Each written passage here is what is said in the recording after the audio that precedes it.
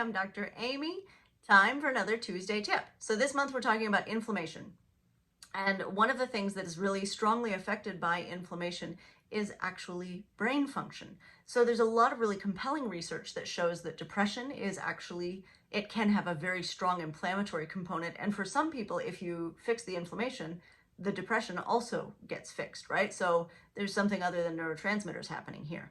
Likewise, for anxiety, for brain fog, for lots of the conditions that we don't necessarily think of as like quote unquote inflammatory disorders.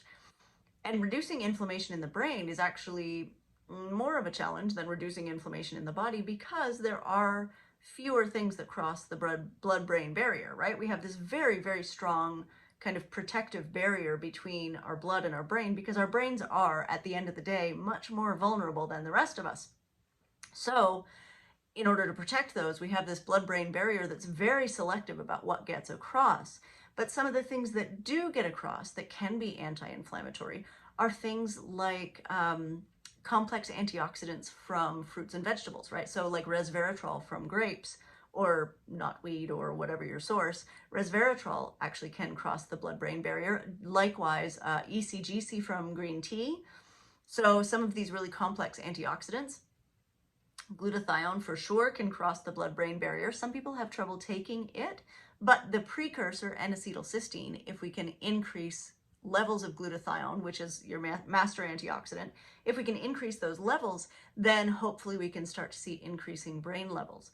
Also, things like turmeric in a liposomal form, so turmeric that is actually fat soluble, can potentially cross the blood-brain barrier and reduce inflammation because there's compelling research that dietary turmeric does actually reduce risk of things like Alzheimer's dementia. So that's pretty interesting. So it really comes down to antioxidants more than anti-inflammatories that really can cross that blood-brain barrier and do some effective work to actually reduce the level of inflammation in the brain. And this is slow-ish and long-term-ish, right? It's not going to be like right now, usually. And also things like CoQ10 and PQQ actually are showing good promise, not so much in research, but symptomatically for things like brain fog. And that is a little bit more in the moment. So, you know, definitely start to think about brain inflammation as you're thinking about overall inflammation and what we can do to really pull that down, because long-term, the brain inflammation is really some of the worst symptoms that we have, right? Like the depression, the anxiety, the brain fog, those are things that really interfere with daily living. And so, so if we can manage that, then we'll be much stronger for it.